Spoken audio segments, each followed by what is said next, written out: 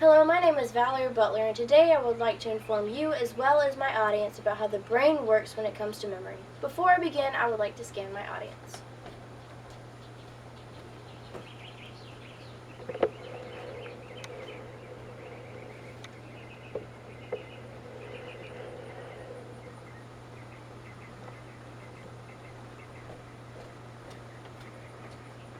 Today I will be focusing on three main topics: how the brain forgets, a couple types of memory disorders, and also the memory process. The first thing I will start with is forgetting. I have in front of me a forgetting curve. It's a graph and it shows how many minutes or hours can you go and how much or the percentage that you can forget stuff. For instance, right after you recall the information, right after you get out of class or right after a meeting at work, you remember 100% of that information. But as you can see, about an hour down the road, an hour later, you forget half of what was already taught or what was already spoken in the meeting or in class.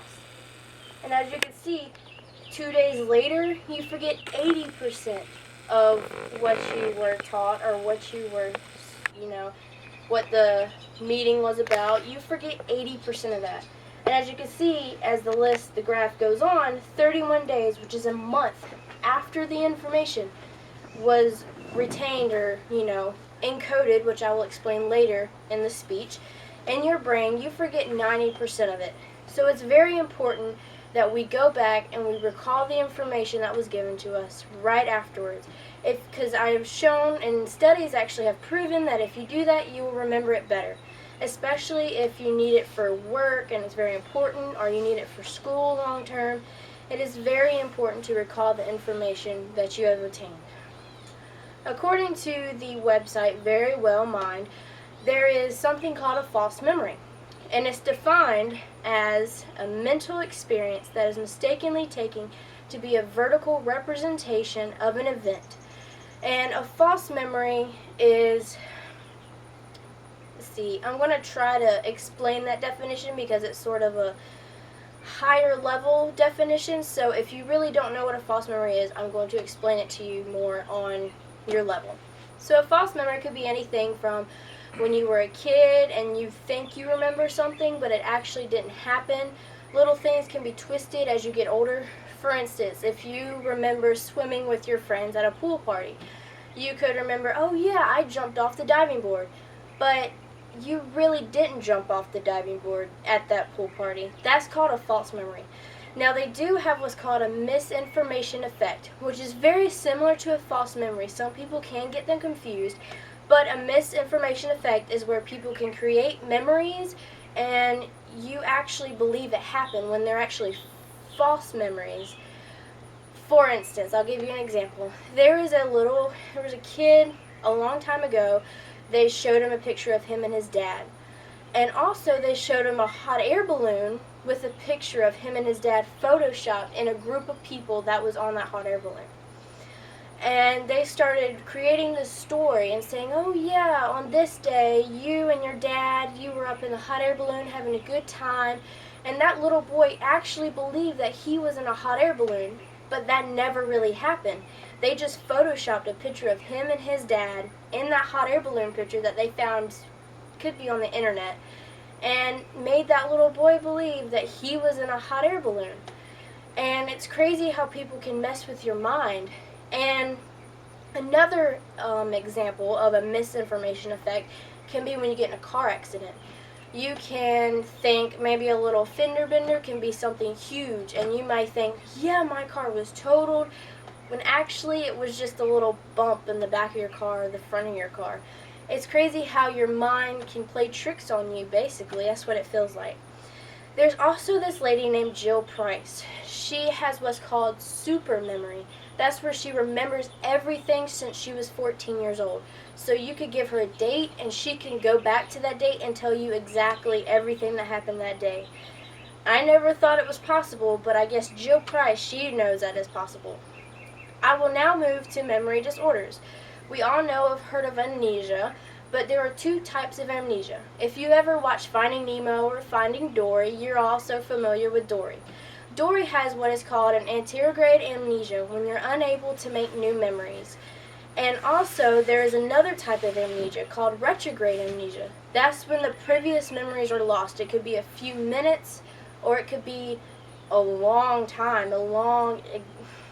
let's see, I'm trying to give an exact time, but I can't quite remember an exact time. But it could be hours, days, years, or it could be as short as a few minutes. But both of them, they're often a result of brain damage, but sometimes it's just, some people will get their wisdom teeth pulled, and when you have the needle stuck in you, that does things to your brain, and you're like, I don't remember anything.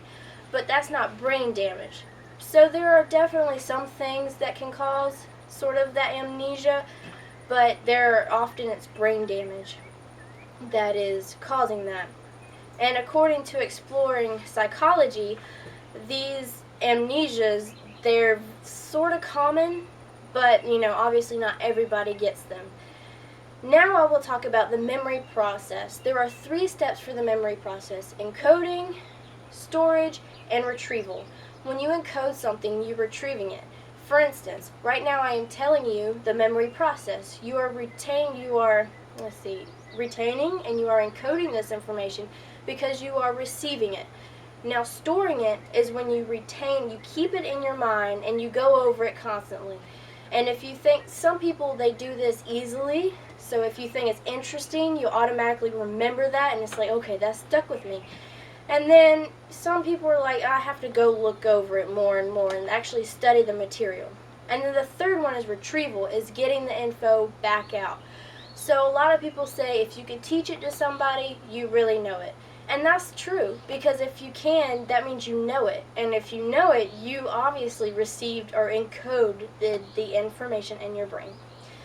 Now I will tell you about a part of the brain that is very important in memory. It helps with the future memories. And if it is damaged or removed in any way, you can't make new memories.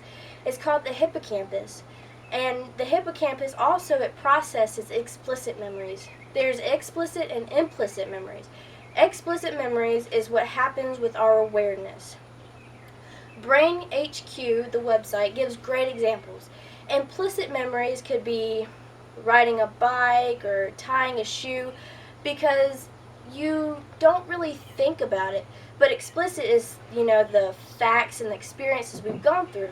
For instance, remembering who came to dinner last night, or naming animals, who live in a rainforest. There's 2 different types, and the hippocampus deals with explicit. So you couldn't remember facts. If you went to Disney World, you had, damage to your brain, the hippocampus, you wouldn't be able to remember that because it's damaged. There is a person who lives in England. His name is Cleve Waring. He has a type of amnesia, and it's one of the worst kinds. He only remembers his wife, her name is Deborah, and every time she comes in the room, he's like, hey, it's good to see you, but right when she leaves, he forgets that she's even there.